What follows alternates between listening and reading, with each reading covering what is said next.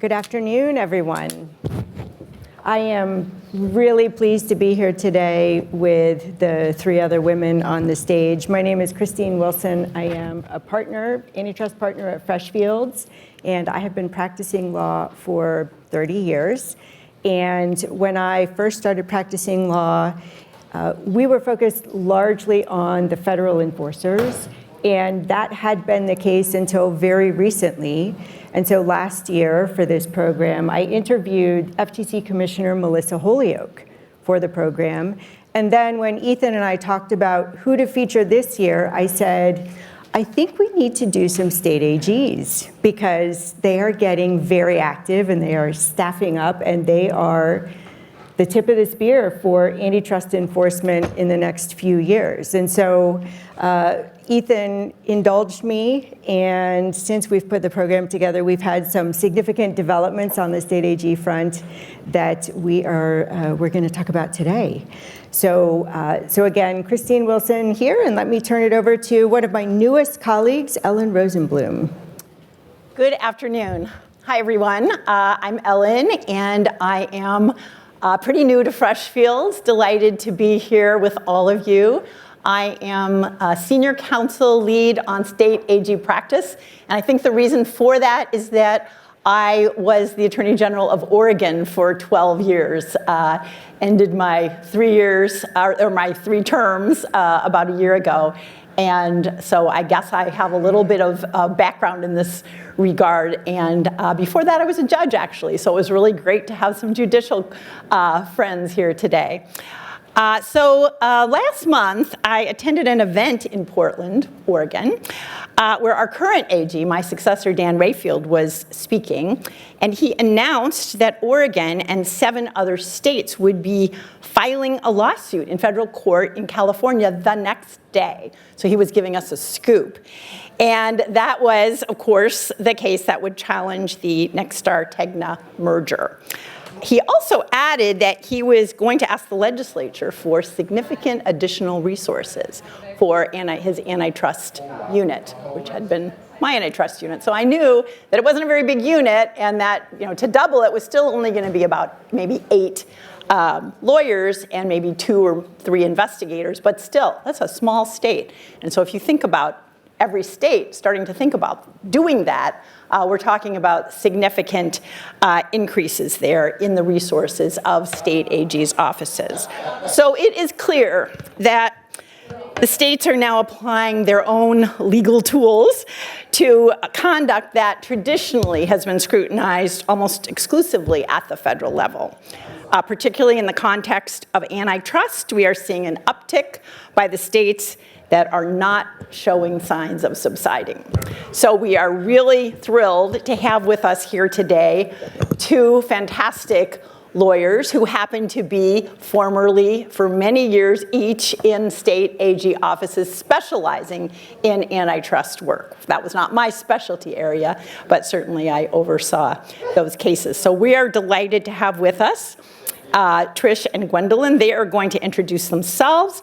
Trish, I'm going to start with you. Given your 36 years in the Florida State Attorney's General Office, we'd love to hear what key trends you've observed in the evolving role of state AGs over time. And Gwendolyn, with nearly 20 years in the Wisconsin State AG's office, and most recently your leadership role in the what I call NAAG, that's some call NAG, the National Association of Attorneys General, Antitrust Task Force. We'd also love to hear about trends that you've observed over time. Both of them are doing amazing work now in the private sector, which you're also welcome to share. So we'll start with Trish. Yeah, so I'm Trish Connors, and thank you very much for the opportunity to be here today. I always love the city of San Francisco, and then I love talking about one of my favorite topics, which is antitrust. I will say for the people behind the pillars, I hope you got a discount, much like a Broadway play. But I'm currently now a shareholder in Stearns Weaver Miller, which is a Florida litigation practice, Florida-only litigation practice, and where I'm the chair of the state AG practice, and I'm co-chair of the antitrust practice. But before that, for 36 years, I was in the Florida Attorney General's office in various roles. Most of that time, I oversaw the antitrust division, or at least worked in it. And then for the last dozen or so years, I was in the front office working with 3 different attorneys general. During my tenure, there were 7 AGs, Republicans and Democrats, and as I moved through the ranks, I continued to oversee the antitrust division and ultimately became chief deputy and then departed in 2020 to go into private practice. My other claim to fame is from 2001 to 2005, I was the Antitrust Multi-State Task Force chair, which was during a more of a, ebbing period of antitrust enforcement, but was certainly one of the more challenging times for state AGs because they were really under fire in terms of whether they really belonged in the federal space. There was a congressional panel called the Antitrust Modernization Commission that was put together to review, among other things, the role of state AGs, which they survived, but it was a fairly difficult and interesting period. As far as key trends that we see in antitrust enforcement during those 40 years, I would say there's 3 or 4. One would be the rise of the multi-state in my lifetime as an antitrust lawyer. Some credit the tobacco case in 1998 as being the pivotal case that brought states together in multi-state fashion. But at least at the staff level, it was the antitrust multi-state task force that first came alive in 1979, with the first chair being Lloyd Constantine, who was in the New York Attorney General's office at the time. Then it grew. Initially, it was very low-hanging fruit sorts of cases that they focused on, like just standard price fixing, market allocation. At the time, RPM, resale price maintenance, was also per se, so they looked at that, but that's obviously evolved, and we'll be talking about some of the much more sophisticated kinds of cases that they do now. Otherwise, another trend is the evolution of states in federal enforcement. They've become gap fillers, right? Not only in antitrust enforcement, but across the board whenever Congress fails to act. And so you see them in the privacy space because Congress did not pass a national privacy law. So you have state privacy laws now where state AGs do enforcement in the privacy space.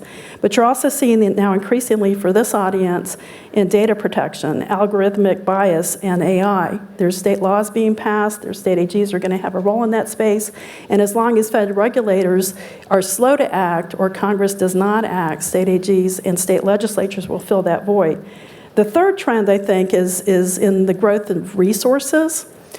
State legislatures now are really pushing hard to budget. California alone has 68 antitrust lawyers just in the California AG's office doing antitrust. That's all. The 68. Other states are surprisingly stepping up as well. I was speaking to the Mississippi Attorney General's office the other day, and they told me they just hired a technology attorney in Mississippi to work within the antitrust unit. So there's a lot of attention now in the technology space. There's a lot of attention and devotion of resources by AGs in that world. And timing could not be better because there's a mass exodus, as we've all seen, from federal enforcement agencies. And a lot of state AGs' offices are benefiting by hiring some of that wonderful talent coming out of those agencies for folks that do not want to go into private practice. And then finally, for the topic today, the increased independence and merger challenges, which we'll talk about more in the coming discussion. But that clearly is a new sea change that Gwendolyn is more familiar with than I am in her role being, well, I'll let you say. But at the end of the day, you're not going to see the end of state AGs anytime soon. Yeah, I would say not only are you not going to see the end of them, but they've been there all along. You just weren't looking. That's right. Right? You were undervaluing the risk, the antitrust risk of state antitrust enforcement. The fact that Trish can talk about her 36 years in the AG's office, right, that tells you that the state AGs have been there all along. And it also tells you, based on what Commissioner Wilson was saying earlier, right, they are prominent. Melissa Holyoke on this stage is a former state solicitor general from the state of Utah. So, right, you've got high caliber lawyers, you've got them working together through the NAG or an AAG, antitrust task force, and that is really a fundamental thing that you need to be aware of when you are pricing risk for your deals. Okay, so they've been there all along. I just want to level set, how are state AGs challenging this stuff? They have the authority. Congress back in the day gave state AGs the authority to challenge mergers under the Clayton Act. So it's not a question of, oh goodness, can they, I don't know what authority they think they have. The Supreme Court has recognized that authority back in the 1990s in the California versus American Stores case. 1992, apparently.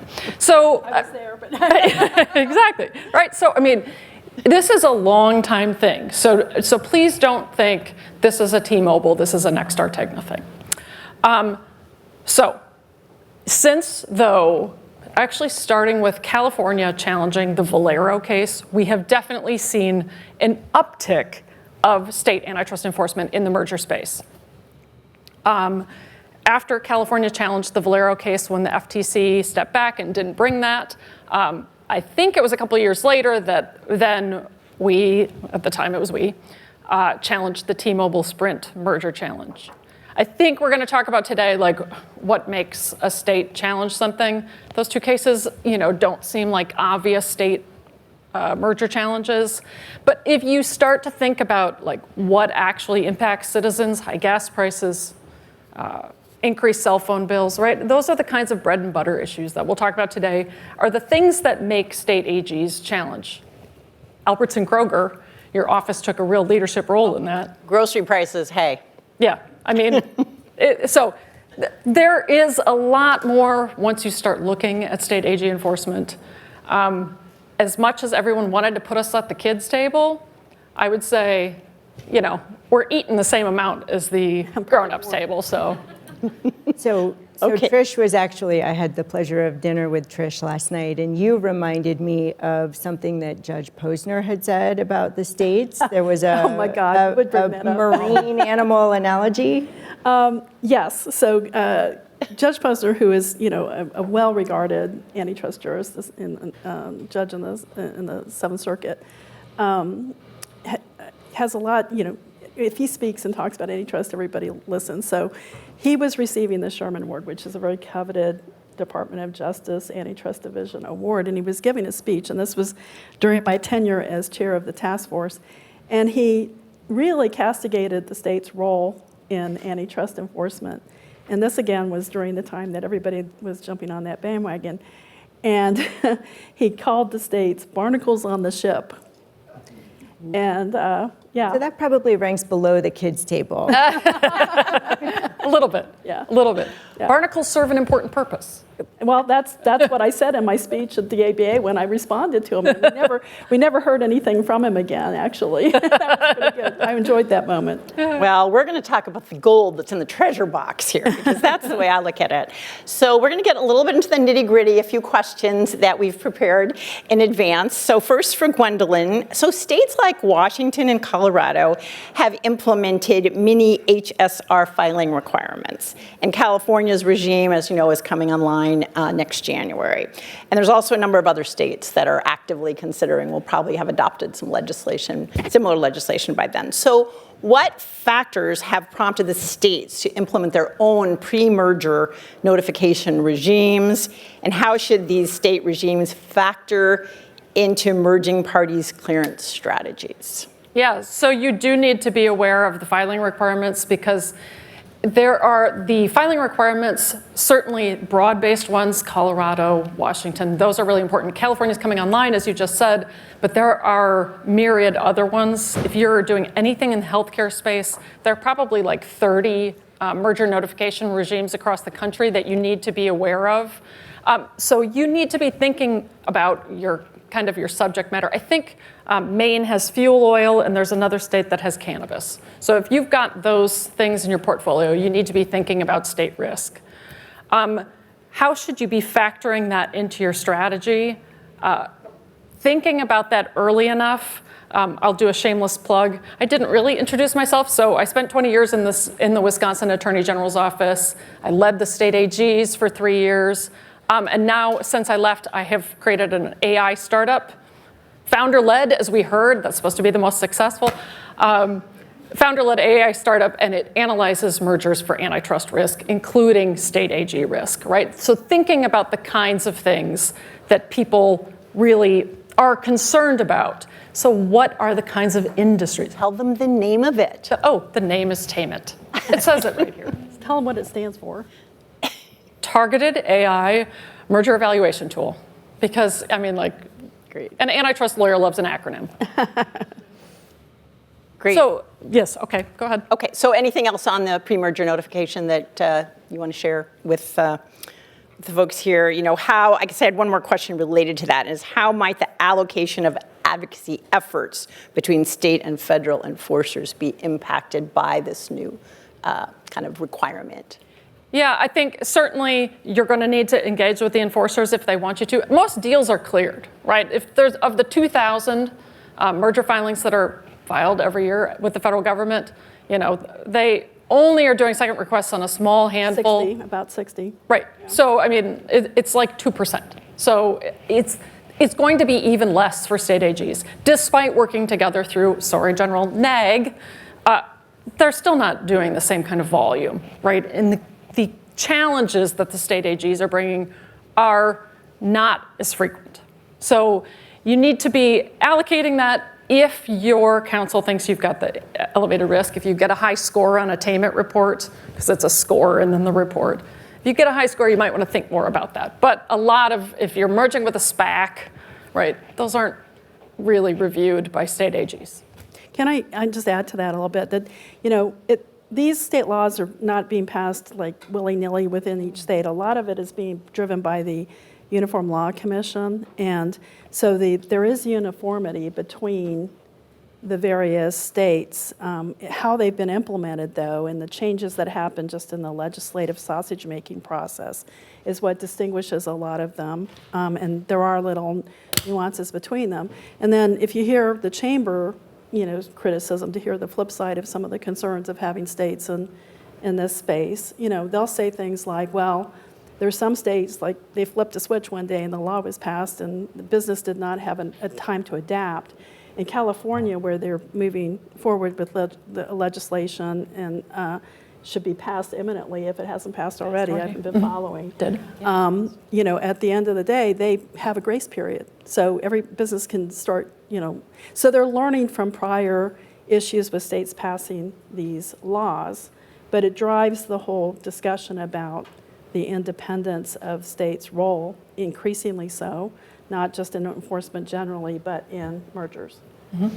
So Trish, let's talk a little bit about the role of economists in the state's consideration. So we know that if a merger is challenged in federal court, economists for both sides play a significant role. There is a battle of the experts, and some say they offset each other, but we also know that if an economist fails to be convincing, that's a problem. Right. For that's the party. But so if we step back, even before the agencies, economists play an important role, and sometimes the economists are working.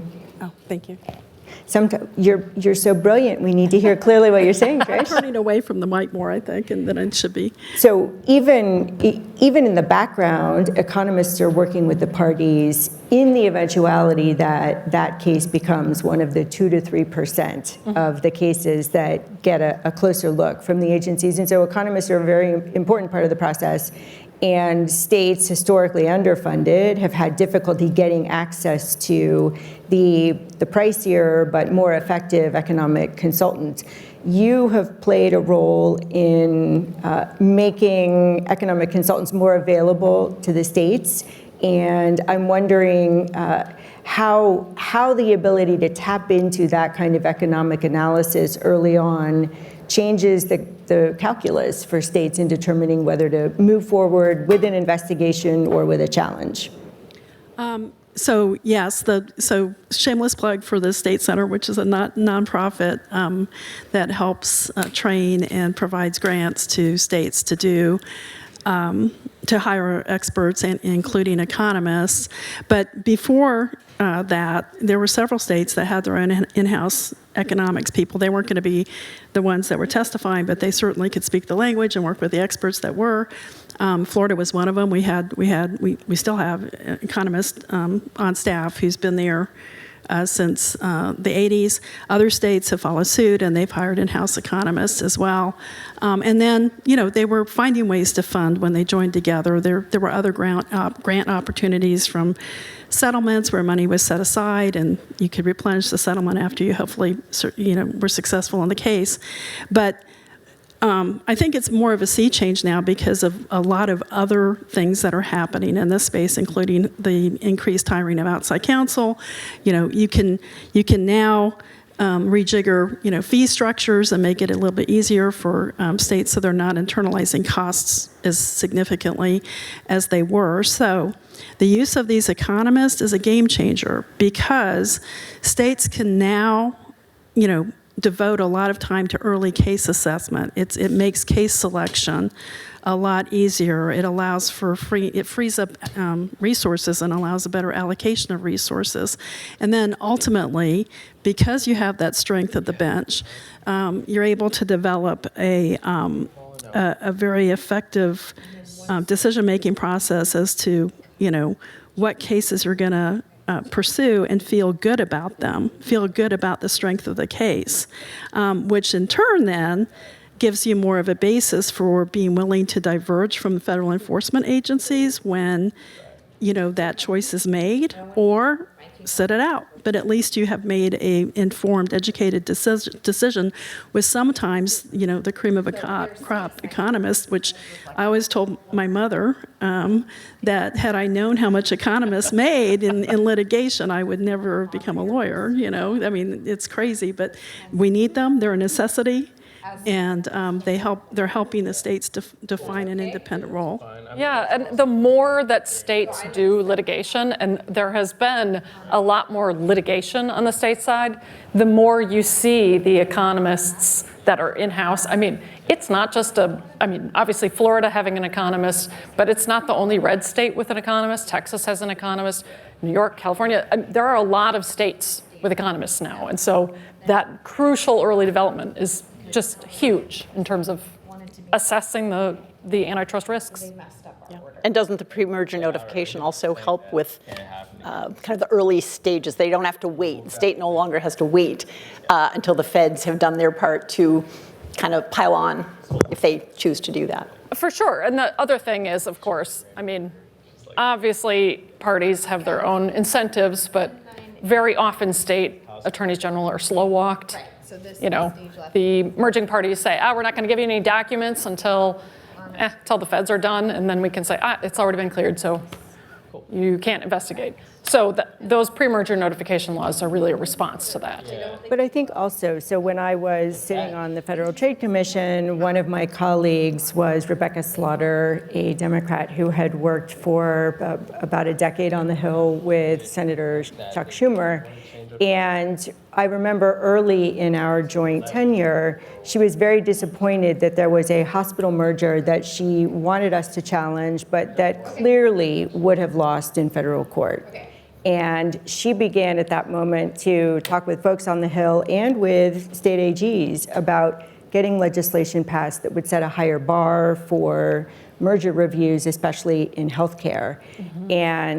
And so I believe that part of the reason that we are seeing these state regimes coming to fruition today is because there were voices on the Federal Trade Commission, not just Commissioner Slaughter, but also Commissioner Chopra, who were saying we really need to level up, and we need to raise the bar for mergers to get cleared, and we need to ensure that eyes are on all of these deals.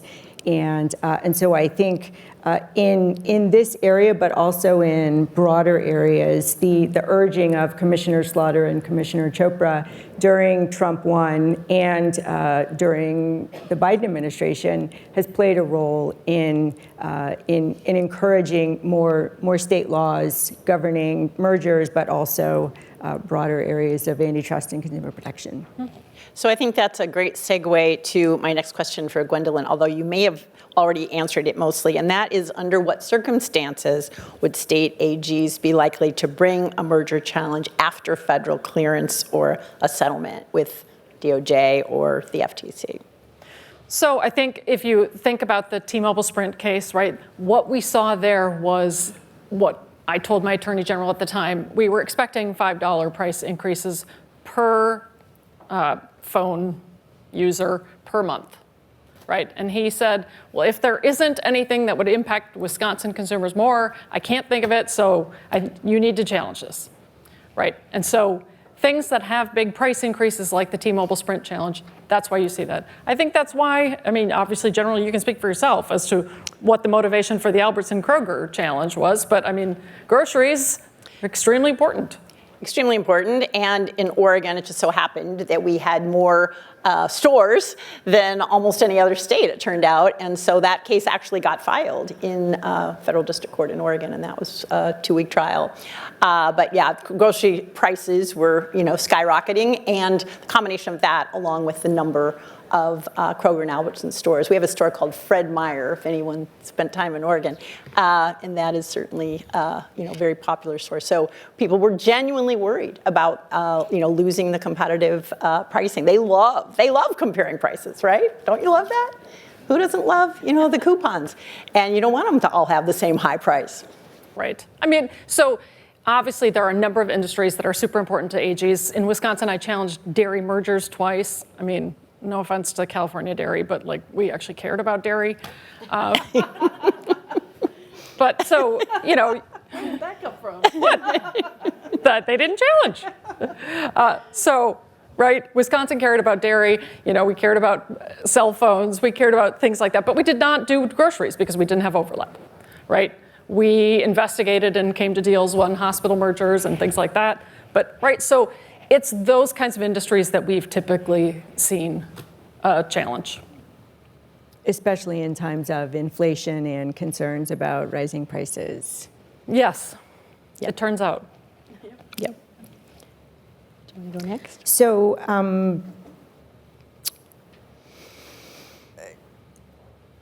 as we're talking, my sense is that for a long time, the state AGs essentially took advantage of the efforts of the federal enforcers.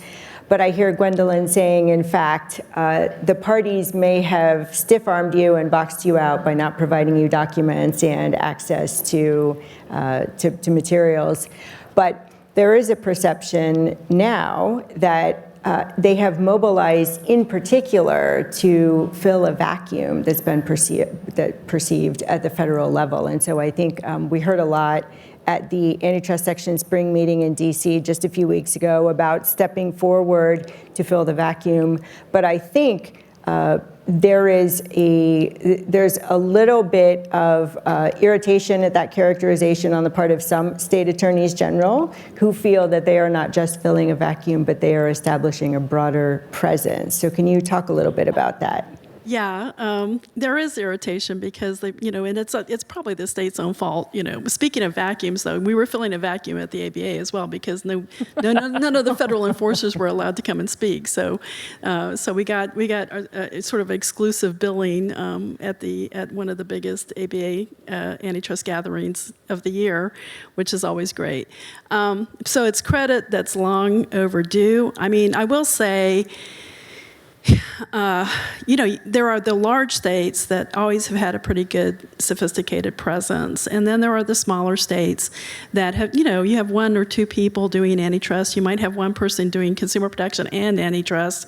And that's just really difficult without the support of the multi-state task force. So some of the reputation comes from the lack of experience or the not having the skill set that, say, the federal counterpart counterpart staff would have, and certainly they didn't have the economic support. So a lot of that begot, especially in the merger space. Now, enforcement was different because they've always been out there doing their own enforcement thing. But on the merger space, it wasn't unusual to do parallel or joint investigations, and the states would take on the role of helping with local market assessment because they know it better than anyone else, and the feds absolutely would most often defer to that expertise, and then in return what the states would get would be, nice economic support, and everybody could sing Kumbaya until we got to the resolution, and depending on the case and the administration, there might be some divergence. But you could generally never have to worry as merging parties that the states were actually going to do anything about any kind of disgruntlement with a federal outcome.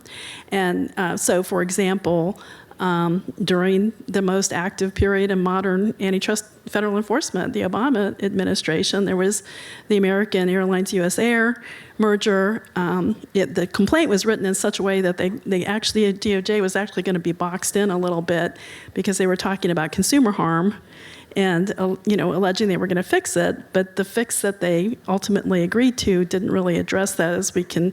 I'll just show you my airline ticket on American Airlines coming from Florida.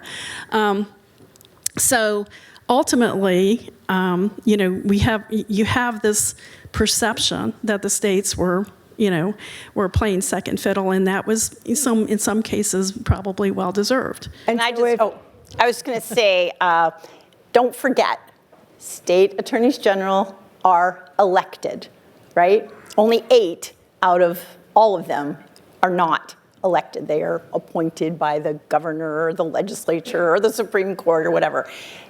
AGs love good headlines, okay? And it's not just about filling vacuums. It's about, hey, why do you think my successor was so excited about sharing that scoop? Because he's going to get a great headline the next day. And, he may win, he may lose, but he still gets the headlines. And I don't mean that in any way to disparage my wonderful colleagues, former colleagues, but you've got to put that into the mix. These are politicians, and they absolutely are not going to defer to the feds if they think that and now realize that antitrust is an area where everybody's watching. And Right. Look what's happened just in the last couple of weeks. I mean, we could barely keep up in prepping for this panel with what's going on, particularly Right. what I mentioned earlier, the Nexstar Tegna case. Yeah. It's a great So- example. What you're saying is that if states are responding to a perceived vacuum, you would expect state activity to ebb and flow. Right. But I think what I hear you say, especially, Ellen, is that there are other drivers of state activity. And so the question is, do we expect the state activity to ebb and flow, or do we expect that it's here to stay? So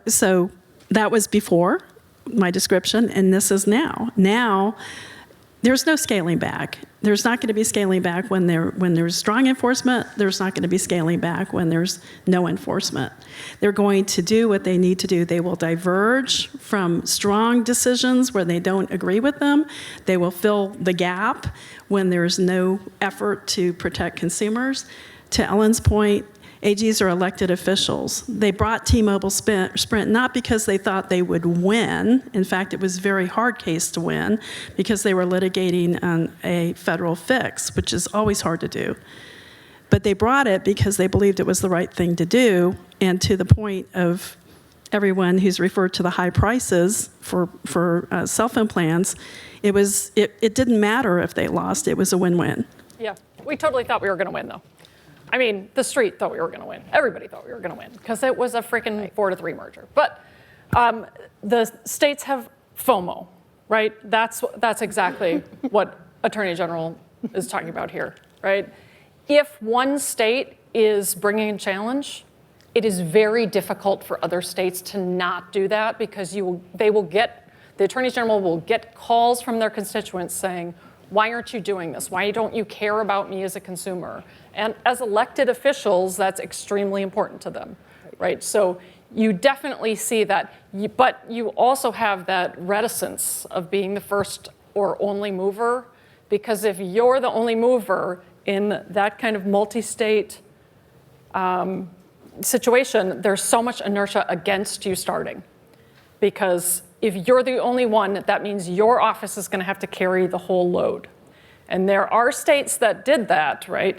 If you think about how Colorado did the Albertson-Kroger case, they did it by themselves. Washington State did the Albertson-Kroger case by themselves, right? And they at least one of them filed the case before the FTC had even. They both did. They both About a did. week before. But still, that's new. So they both filed before, but that imposed a cost on those offices, right? And that's a cost that they're really recently familiar with. And so that inertia not to start is important, but that same inertia of once the train is moving, you have to be on it, also there. So Well, Bob Ferguson was always a step ahead of Oregon. It was really annoying, but now he's governor, so hey. But so I want to also say something that you were talking about, the ebbs and the flows. What I think the difference would be is in an active enforcement administration, you'd see more joining and cooperation with the federal government, and so you'd see less disparate outcomes. Although it happens, but far less. Yeah, I totally agree with that. So Gwendolyn, if you are a CEO of a mid-sized company looking to merge, and presumably you have limited resources, which 3 to 5 states should be at the top of your list for proactive engagement, and why? So God willing, I someday become the CEO of a mid-sized company rather than just a small company. But if I was looking to merge, which ones would I proactively engage with? None. Zero. Unless I was required to engage with them under their mini HSR acts. Because if you can fly under the state's radar, that's a good thing for a small company or a mid-sized company. However, if you don't think you're going to be able to, you've run your Taimet report and you scored an 85 or something, which ones would I really be looking at? Well, which ones are going to be the most affected? And then which ones are the most active in antitrust enforcement space, right? So that is your Washingtons and your Californias and your Colorado and your New York and Illinois. You're naming just Democrats. And I am naming just Democrats because I think you would want to proactively engage with them, those Democratic states, because they're the ones most likely to challenge. And you would also want to proactively engage with possibly Texas, maybe Florida, maybe Tennessee, and maybe Ohio to see if you could get them to talk the other states out of it. Or if you could get them to be a countervailing force to the blue states to make it into a partisan showdown. I would also advise, one plug for this lovely woman next to me, this group here. What you really need to do if you're going to do this is you need to get to people who actually know what they're doing in the state AG space. So you probably need to hire somebody who knows how to do this. I do this, Trish does this, these guys do this, so. Yeah, well, there are a couple of AGs who are really well known for their expertise in antitrust. One of them formerly was with DOJ. That's right. Antitrust, and that's Phil Weiser, who is the Colorado AG running for governor. And then the other that I can think of just off the top is AG Jonathan Skrmetti of Tennessee. Republican, yeah. Republican. Both of them, brilliant. Absolutely. When there are antitrust matters, they often come together and collaborate. And hey, when you can get an R and a D together, there's so many areas of consumer protection where that is done. And this is now, occasionally one of them, not that often. I would footnote just one exception to what Gwendolyn said, and it's for this audience, it's the tech space, because for different reasons, Republicans and Democrats have come together, and that's Jonathan Skrmetti and Phil Weiser are co-chairs of the Antitrust Committee, but they also work very closely in the tech space. Texas was a lead in pursuing, as we all know, the Google case and some of the other stuff, and worked, believe it or not, with New York and Letitia James on a variety of tech issues. So when it comes to mergers in tech, I think they'll do the same that they're doing in the enforcement space, because they view tech as too big. So Christine, you want to close us out? I hear you saying we need to focus on the states that are particularly impacted we need to focus on the states that have very active AGs, and then we also need to think about the sector in which the merger is Correct. taking place. And maybe triangulating across the three of those gives us an idea of the states where we may want to consider engaging proactively. That's right. Thank you. What's the takeaway, Christine? You tell me. I think the Pay takeaway. attention to state AGs because they're not going away, and they're increasing their armies. Well, thank you so much to both of you for sharing your wisdom and your insights and experience as state AG enforcers. We really appreciate it. Thank you. Thank you. Thank you. Thank you all.